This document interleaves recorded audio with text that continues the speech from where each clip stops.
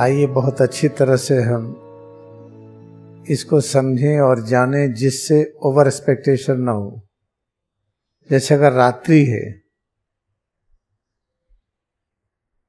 द्वापर युग होने की वजह से विद्युत का आविष्कार हुआ, इलेक्ट्रिक युग आया।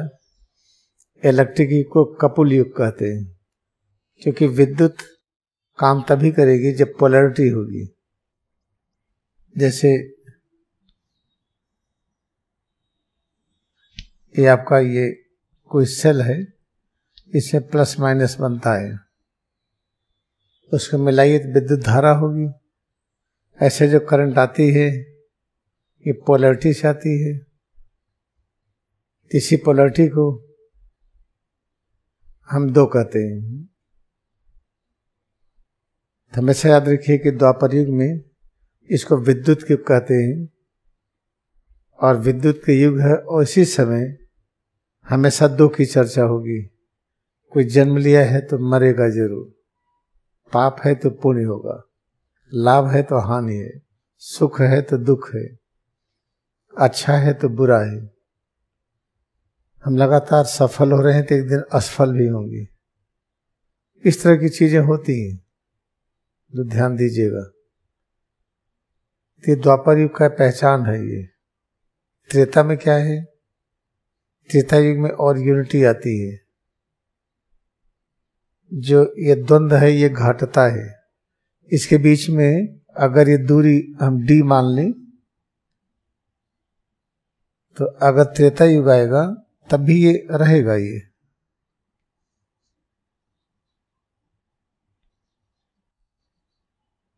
ये जो है d है, इसको d1 मान लीजिए, तो d हमेशा d1 से बड़ा है। देखिए d1 इतनी दूर का है और ये d है, और कल काल में तो इसका ज्ञान ही नहीं। कल काल में क्या धन है, क्या ऋण है, क्या विद्युत है, क्या बैटरी है, इस सब का ज्ञान नहीं है। और कल काल का समय याद रखिए कि 700 ईसा पूर्व से लेकर के ये 500 ईस्वी तक ये कल का है। Descending, D for descending, O for order, descending order में है। इसके बाद 500 से लेकर के इसमें 1200 फिर जोड़िए तो होगा 700।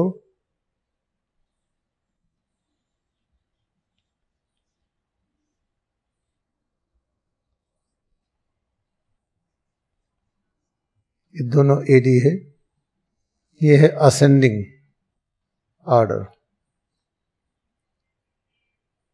ये कल काल का चढ़ता हुआ क्रम है, ये उतरता हुआ क्रम है। जैसे उजाला पाक, अंधेरा पाक।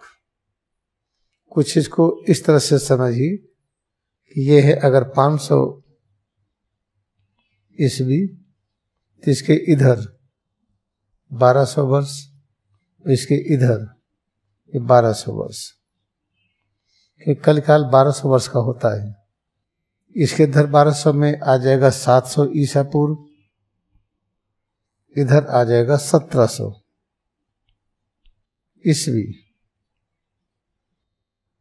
इस पीरियड में आपको द्वंद्व कब मिलेगा? एक ने जो कहा सबको मानना है। ये 100 गांव के मालिक हैं, जमींदार हैं, वो जो आदेश देंगे होना है। किसी ने आदेश दिया कि गांव में से एक आदमी को लाइए और उसका सिर काट करके यहाँ बलिदान करेंगे और उस पर पुल बनाएंगे, तो होना है। ये वो मान्यता प्राप्त है। और लेकिन जब ये द्वापर युग आता है 1700 ईस्वी के आगे, फिर पोलैरिटी हो जाती है। विद्युत का आविष्कार, इसको विद्युत युग कहते हैं। इसमें द्वंद्व चरम सीमा पर होगा। हर चीज में दो माना जाएगा। हम जन्म है तो मरेंगे जरूर, लाभ है तो हानि जरूर होगा, सुख है तो दुख होगा, कोई अच्छा है तो बुरा होगा। हर आदमी में अच्छाई ही नहीं होती, बुराई भी होती है। किसी आदमी केवल बुराई ही मत देखिए, अच्छाई भी होती है। ये जो फिलॉसफी, ये दर्शन है द्वापर युग का है, लेकिन हर युग में प्रॉफिट आए हैं। प्रॉफिट कहने से जो द्वंद्व में एकता स्थापित करते हैं, जैसे इस समय बुद्ध आए 700 ईसा पूर्व से 500 ईस्वी के बीच, गौतम बुद्ध महावीर स्वामी, उनका प्रभाव था। उन्होंने क्या कहा कि द्वंद्व नहीं होता, सब बराबर हैं। आप पाप पुण्य न खोजिए, लाभ हानि न खोजिए, सब में एक समानता का भाव से देखिए। तो ऐसे देखिए बीच बीच में ऐसे अवतार होते हैं। उन्हीं बात को अच्छी तरह से और करने के लिए आदि शंकराचार्य ने भी वही कहा, कबीर साहब, गुरु नानक देव जी, सबने वही कहा, संत रविदास भी वही कहे। लेकिन कितना भी हम कह ले कि जन्म मृत्यु तो नहीं होता, लेकिन लोग मानेंगे कि होता है, युग का प्रभाव है। और उन्हीं में से कई लोग मानेंगे कि नहीं होता है, हमें पता नहीं, हम चले गए पता नहीं कहाँ गए। तो हम कोट करते हैं, देखिए जीसस क्राइस्ट ने क्या कहा, हम इसके पहले थे कहाँ थे, अपने पिता के पास थे। वो पिता परब्रह्म को कहते थे, जहां से हम आए हैं। और हम जो कहते हैं, जो परब्रह्म ने आदेश दिया वही कहते हैं। जो हमारे पिता ने कहा कि यही जाके कहना, मैं वही कहता हूं, और फिर जाएंगे हम उन्हीं के पास। ईसा मसीह ये स्पष्ट कर रहे हैं कि मृत्यु नहीं होती है, जीवन ही जीवन होता है। जीवन के दृश्य रूप है, फिर जीवन का अदृश्य रूप, ऐसे ही। तो जीसस क्राइस्ट के कहने से सब लोग मान लिए हो, ऐसा तो नहीं है।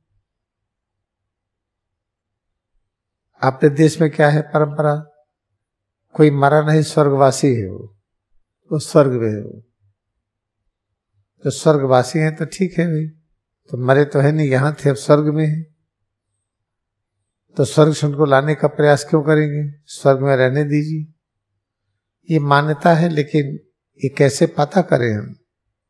अब समय आ गया है पता करने का। अब मन में क्यूरियोसिटी होती है, जो छोड़ के गए कहाँ हैं वो।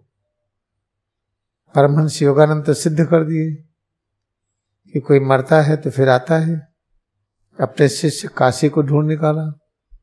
स्वामी तेश्वर गिरी ने सिद्ध कर दिया कि देखो मरे नहीं हैं, हम फिर आ गए हैं।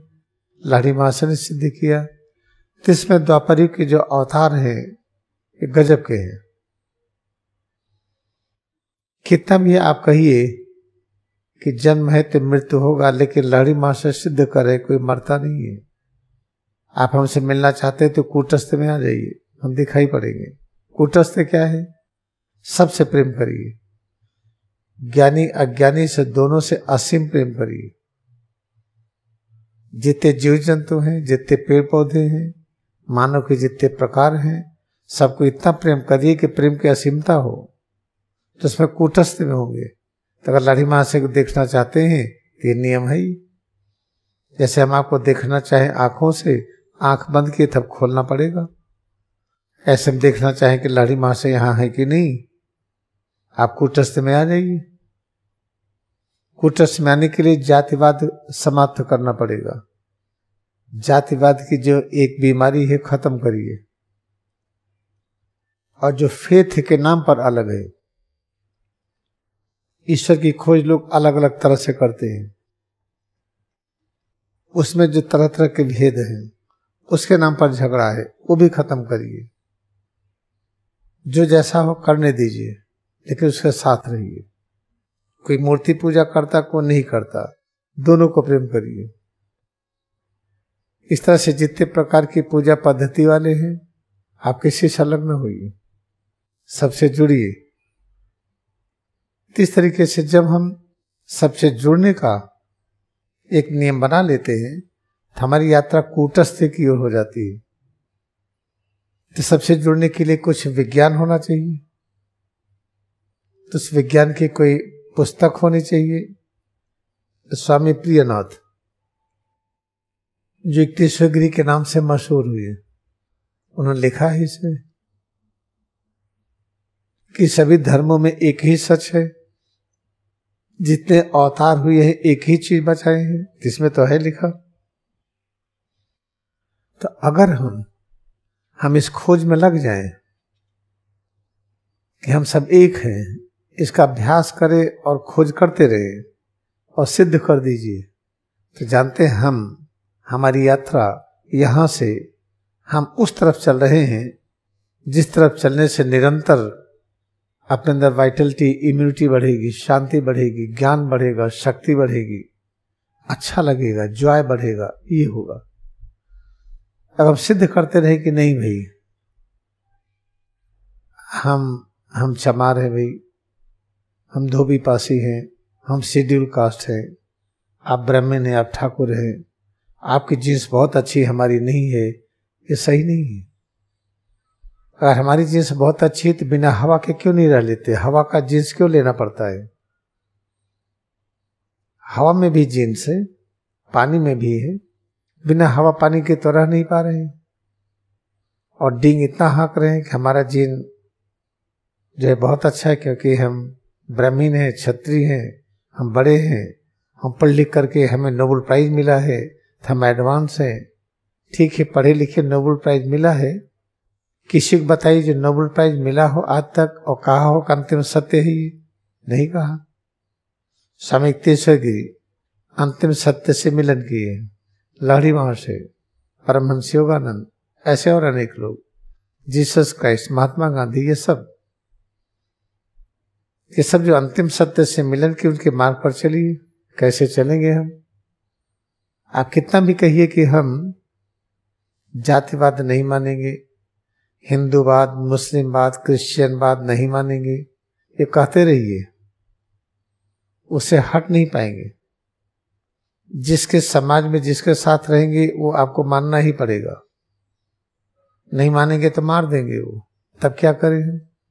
एक उपाय है कि सिर से पैर की उंगली तक इसमें एकाग्रता बढ़ाइए। इसमें जितने अंग है, पैर है, हाथ है, पीठ है, पेट है, सीना है, गला है, चेहरा है, सिर है, प्रत्येक अंग में सब कुछ विद्यमान है। नाखून है, जो नाखून काट के फेंकते वो है, जो नाखून अभी है जिसको काट नहीं पाते वो है।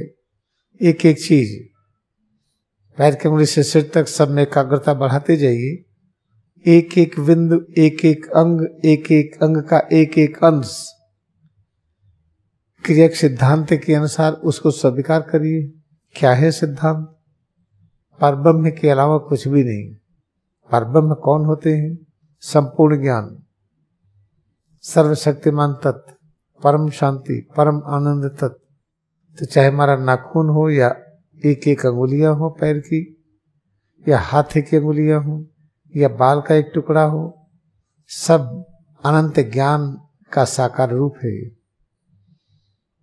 जब सभी अनंत ज्ञान के साकार रूप हैं तो कोई भी रचना किसी से कम नहीं। इस तरह से जब क्रिया युग मान करके चलेंगे तो द्वापर युग से हमारी यात्रा हो रही है त्रेता युग की तरफ, और फिर त्रेता युग से यात्रा होगी सतयुग की तरफ।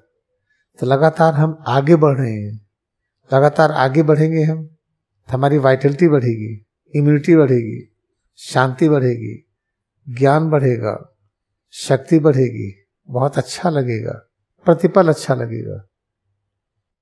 तीसरे जो क्रिया योग का अभ्यास करते बहुत आवश्यक है। इसको करते रहिए तो द्वापर युग का जो द्वंद्व है ये सता नहीं पाएगा। द्वापर युग द्वंद्वात्मक है, यहाँ द्वंद्व की राजनीति है। कोई अच्छा कोई बुरा है, हम अलग करते हैं। जबकि सनातन धर्म क्या कहता है? पूर्ण में से कोई भी चीज प्रकट होता है तो पूर्ण है। पूर्ण कहते हैं परफेक्ट, ये पूर्ण, परब्रह्म पूर्ण है, और पूर्ण में से जो भी निकलता है वो पूर्ण है। परब्रह्म में जो भी मिलेगा वो भी पूर्ण होगा। हम सब पूर्ण है, कोई अधूरे नहीं है। लेकिन द्वापर युग का जो सिद्धांत है क्या बताएगा? नहीं बे, सबके अंदर अच्छाई बुराई है, सबके अंदर अच्छाई बुराई है। तो भगवान जब पूर्ण है वहां से हम प्रकट हुए हैं। तो अगर माने कि हमारे अंदर अच्छाई और बुराई है, जब बुराई दिखाई पड़ी तो क्या करेंगे? फिर जेल में डालेंगे, प्रताड़ित करेंगे, सताएंगे, और ये मना है, सनातन धर्म में सताना मना है। तो सनातन धर्म यह स्पष्ट करता है कि पूर्ण में से जो कुछ भी प्रकट हुआ पूर्ण है और परब्रह्म पूर्ण है, उन्हीं से पूरा ब्रह्मांड प्रकट हुआ है।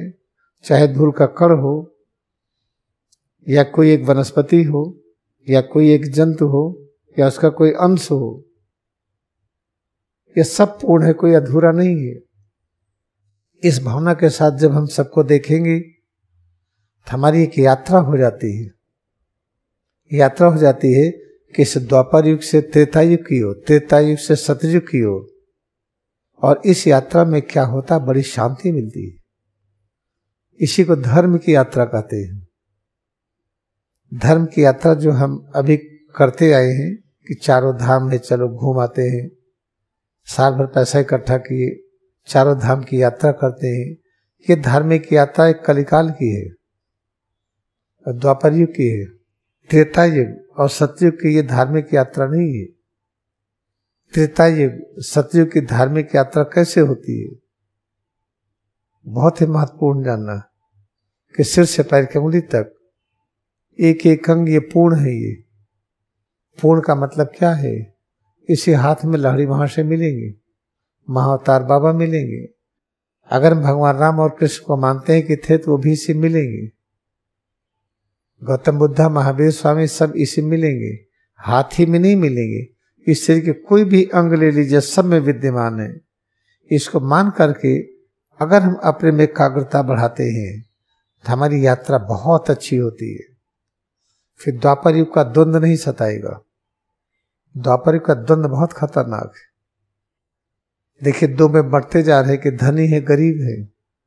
अगर धनी गरीब वो है तो शरीर छूटती है तो क्यों कहते निधन हो गया, वो धन गया। तो अपने अंदर के जीवन शक्ति है वो धन है। बाहर का खेती बाड़ी बागवानी जो कुछ है, धन संपदा, रुपया पैसा, सोना चांदी हीरा, वो धन नहीं होता है। अपने अंदर का जो जीवन तत्व उसको धन कहा गया है। इस तरीके से याद रखिए, अगर हम इसको हम मान ले, हम आज ही से पैर के अंगुली से सिर तक प्रत्येक अंग के प्रत्येक अंश में जितने भी पैगंबर हुए हैं सबका छोड़ दीजिए। पता नहीं उनके बारे में क्या जानते हैं, इनके बारे में तो जानते ही है। गौतम बुद्ध लड़ाई नहीं किए, महावीर स्वामी कोई भी लड़ाई झगड़ा नहीं, कबीर साहब, गुरु नानक देव जी, संत रविदास, कोई भी शिक्षा लड़ाई का नहीं किया और न लड़ाई करवाया है, न किसी को मारे हैं, न मारने की शिक्षा दिए हैं। फिर आइए महात्मा गांधी, जीसस क्राइस्ट, ये भी नहीं दिए हैं। आइए लहरी महर्षि से, ज्ञानावतार तीर्थगिरी परमहंस योगानंद, उन्हीं का जिक्र करिए जहां पर कोई लड़ाई की चर्चा नहीं है, कोई मारकाट की शिक्षा नहीं है। ये सारे पैगंबर जो आपके हर जगह पर है, ये इसको मानने में नुकसान क्या है? इसको मान के देखिए क्या होता है। जब खाना खाने बैठिए तब अपने में एकाग्र हो जाइए। जो अनुभव होता है श्वास की या कड़े पर ढीलेपन की, प्रत्येक अनुभूति में सब है। हमने टेंस किया, रिलैक्स किया, टेंस के परसेप्शन में सब विद्यमान है। एक वैज्ञानिक बनिए, अभ्यास करके देखिए क्या होता है।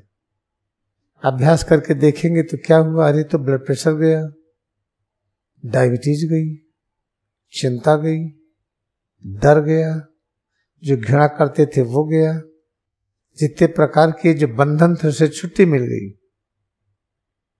बंधन किसको कहते हैं? बंधन उसको कहते हैं जो हमको जकड़ ले, आपसे मिलने न दे। हमको जकड़ लिया और सत्य से मिलने नहीं दे रहा, उसको बंधन कहते हैं। बंधन ये नहीं कि परिवार में बंधन है, परिवार छोड़ के भाग गए, कि माता पिता बेबी बच्चे बंधन, इनको छोड़िए, ये गलत है। ये उनको छोड़ना तो आप बंधन में ही से छोड़ दिए।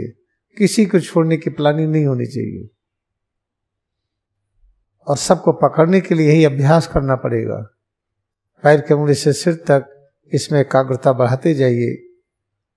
जो भी अनुभूति होती है, कड़ापन ढीलापन, हल्कापन, भारीपन, प्रत्येक अनुभूति में ये सब है। ये अब ना मानिए, ना करिए। आपको सुख और शांति चाहिए, बीमारी, तनाव, चिंता से मुक्ति चाहिए, शारीरिक बीमारी, मानसिक बीमारी, आध्यात्मिक बीमारी से मुक्ति चाहिए, तो आप इसको करिए। और नहीं चाहिए तो ठीक है, ना करिए। जैसे हम दवा खाते हैं, दर्द हुआ, सहन नहीं हो रहा है, हमने दर्द दूर करने के लिए पेन किलर खाया, दर्द चला गया। ऐसे ही एक जो अज्ञानता है कि हम छोटे हैं, आप छोटे हैं, सब में कमी है, इस अज्ञानता से मुक्ति कैसे होगी? ये अभ्यास करके देखिए। पैर के अंगुली से सिर तक प्रत्येक अंग में सब है। लाड़ी महाशय खोजने के लिए वाराणसी जाने की जरूरत नहीं है उनके घर में, या महाअवतार बाबा को खोजने के लिए हिमालय जाने की जरूरत नहीं है, किसी को खोजने के लिए कहीं जाने की जरूरत नहीं है। सिर से पैर की अंगुली तक प्रत्येक अंश में सब विद्यमान है। जिसको मानेंगे तो दूसरे के लिए भी मानेंगे, केवल हमारे में नहीं, आप में भी है। जब आपके प्रत्येक अंग में ये विद्यमान है तो हमारा व्यवहार कैसा होगा आपके साथ? बहुत ही पूज्य होगा। हमारा स्वभाव देखिए, जब मान लेते हैं कि पत्थर में भगवान है तो माथा टेकते हैं। कितना अच्छा स्वभाव है अपना। जहां ये मान ले कि हाँ मान्यता है कि हाँ भगवान है, तब माथा टेकते हैं। वहां जाकर के बहुत ही खुश होते कि हम भगवान के पास आए हैं। अगर ये मान करके देखिए आपके प्रत्येक हाथ पैर में, शरीर के प्रत्येक अंग में, हर जगह पर, अपने सारी प्रत्येक अनुभूति में सब कोई है, तो अपनी अनुभूति को क्या कहेंगे? अरे ये तो पावन और पवित्र अनुभूति है, बहुत ही महत्वपूर्ण है। अगर बहुत महत्वपूर्ण है तो उससे एकाग्रता हटाइए मत, लगातार एकाग्रता बढ़ाते जाइए। पैरों में, हाथ में, पीठ में, पेट में, सीना में, गला में, चेहरा में, सिर में एकाग्रता बढ़ाते जाइए। और जो दूसरे हैं व्यक्ति, उनको भी इसी निगाह से देखिए। आप करके देखिए, इसको करके देखिए और करने में मजा आने लगा तो करते करते एक ऐसी स्थिति में आ जाएंगे कि जब तक चाहेंगे पृथ्वी पर रहेंगे। जब चाहेंगे पृथ्वी से दृश्य रूप में हम अदृश्य हो जाए तो अदृश्य हो जाएंगे, फिर चाहेंगे अदृश्य से दृश्य हो जाए तो ऐसा हो जाएंगे। ऐसा हुआ लाड़ी माँ से, ऐसा करके कितनी बार दिखाए। ज्ञानवतार स्वामी तेश्वरगिरी दिखाए हैं। सभी आप कहेंगे महात्मा गांधी दिखाए हैं कि नहीं? महात्मा गांधी दिखाए हैं, लोग देख नहीं पाए हैं। परमहंस योगानंद प्रतिदिन दिखाते हैं, लोग देख नहीं पाते हैं। इस तरह से याद रखिए कि इसको आप मानिए। अगर आपको समस्या है, चाहे ब्लड प्रेशर हो, डायबिटीज हो, गठिया हो, पैर में दर्द हो, घुटने में हो, पीठ में हो, कहीं पर भी हो, इसका अभ्यास करिए। हम लोग कहते हैं कि धर्म लड़ाई का जड़ है। धर्म की वजह से इतनी लड़ाइयाँ हुई, ईश्वर के नाम पर बहुत सी लड़ाइयाँ हुई, तो क्या करेंगे? ईश्वर और धर्म का नाम हटा देंगे? नहीं हटा पाएंगे। कुछ भी कर लीजिए। जैसे भूत नहीं होता है, ये तभी मान्यता है कि भूत होता है। हटाइए, नहीं हटा पाएंगे। तो हम फिर से समझे धर्म क्या है, ये इंपॉर्टेंट है। ये धर्म के 4 स्टेजेज है और धर्म कैसे घटता और बढ़ता है। उसमें सूर्य की गति है। सूरज है, ये विष्णु नाभि के चारों तरफ घूमते हैं। सूरज जो परिक्रमा करते हैं विष्णु नाभि की चारों तरफ, ये 24,000 वर्ष में परिक्रमा करते हैं। इसको याद रखिए। 24,000 वर्ष में जो सूरज परिक्रमा करते हैं, और इस परिक्रमा में धर्म के स्वरूप बदलता है। इस सूरज यहां पर है, एक जगह है जिसके चारों तरफ घूमते हैं, ये विष्णु नाभि। अभी ध्यान से ऐसे सुनिए, बाद में समझाएंगे। जब सूरज विष्णु नाभि के निकट होते हैं तो जो हमारा धर्म है बहुत अच्छा होता है, टॉप का होता है। आपस में न तो जातिवाद की लड़ाई, न कोई किसी तरह का कोई भेदभाव की लड़ाई होती ही नहीं। इसमें पेड़ सुखी, जानवर सुखी, सब मानव सुखी, सारी नदियां बह रही हैं, पहाड़ खड़े उनको कोई डैमेज नहीं करता है। इस वाले पीस में, इसमें धर्मा जब टॉप पर है तो इसको आप लिख लीजिए D4। धर्मा बहुत टॉप पर है। अब देखिए, फिर इसके बाद दूरी ये बढ़ी। जब सूरज यहां पर आए, धर्म कहते हैं जुड़ना। याद रखिए, धर्म का मतलब जुड़ने की क्रिया। हम आपसे कैसे जुड़े? जब सूरज नजदीक होते हैं, जहां से प्रकट हुए हैं विष्णु नाभि, यहां से जब सूरज नजदीक होते हैं, इतना ज्ञान होता कि हम सबसे जुड़ जाते हैं। जैसे सूरज दूर हुए, हमारा ज्ञान घटा, जुड़ने की क्रिया कम हुई। जब हम जुड़ने की क्रिया कम हुई तो उसको हम D3 से लिखते हैं।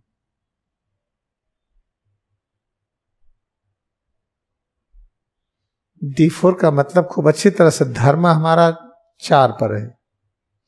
चलिए धर्मा को अच्छी तरह समझने के लिए DH लिख दे, नहीं तो आप D से दूरी मान लेंगे, DH।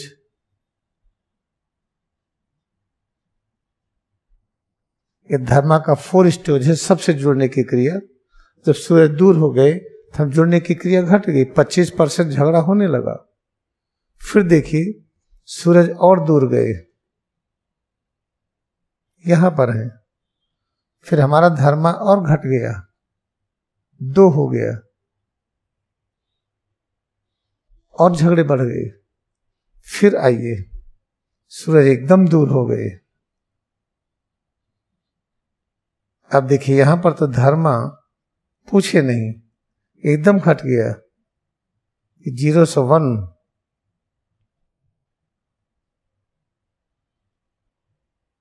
धर्मा एकदम घट गया।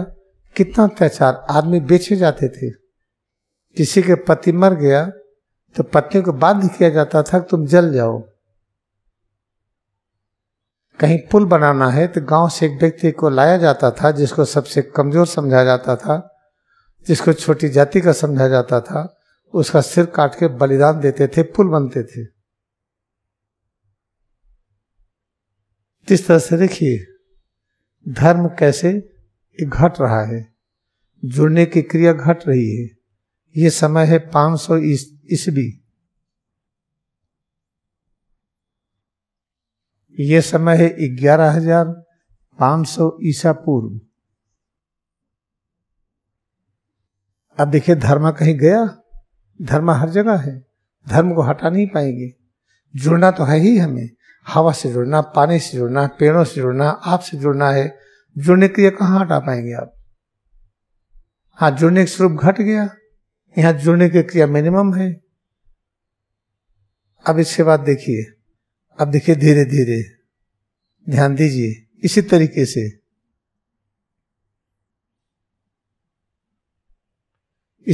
से देखिए। अब हम ऊपर की तरफ जाएंगे। ये है, ये मान लीजिए कि हम 2023 में हैं इस समय AD। तब जुड़ने की क्रिया में बढ़ रहे हैं। अगर जुड़ने की क्रिया इस समय होती, यहां से 1700 ईस्वी ले लीजिए, अगर 1700 ईस्वी 500 ईस्वी से इसके बीच में होते, अगर मायावती मुख्यमंत्री कहते कि हम पढ़ेंगे तो मार डाली जाती। कोई पढ़ाई नहीं पढ़ पाते थे क्योंकि शेड्यूल कास्ट है। मुख्यमंत्री हो गए कि नहीं? और हम जो फॉरवर्ड हैं, ब्राह्मण है, क्षत्रिय, उनके चरणों तले बैठते थे भाई। इस तरह से देखिए ना ध्यान से युग का प्रभाव।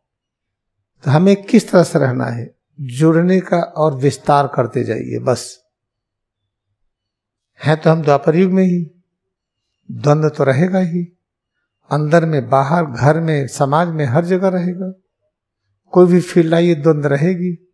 लेकिन अगर हम क्रिया का अभ्यास करते हैं, अपने में एकाग्र होकर के अगर हम ये स्वीकार करते हैं, भले समझ में ना आए, हमारे प्रत्येक अंग में सभी अवतार हैं, हमारे प्रत्येक अंग में परब्रह्म की अनंत शक्ति है, अनंत ज्ञान है, परम शांति है, परम आनंद है।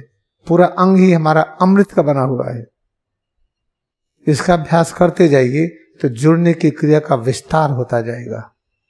तो आप पाएंगे धीरे धीरे जो शारीरिक बीमारियां ये खत्म हुई, मानसिक चिंता, मानसिक बीमारियां भी गई, जो आध्यात्मिक अज्ञानता है कि हम आप दो हैं, ये खत्म होने लगेगी। इसको करने में क्या दिक्कत है? दोबारा श्वास प्रश्वास के साथ हम अंगड़ाई लें, ढीला करें, सिर से पैर की उंगली तक, इसकी प्रत्येक अनुभूति में सब कुछ विद्यमान है। इसी भावना के साथ अपने में एकाग्रता बढ़ाएं। क्रिया योग में अपनी भक्ति को नमन करें, जो पूर्ण शिक्षा है।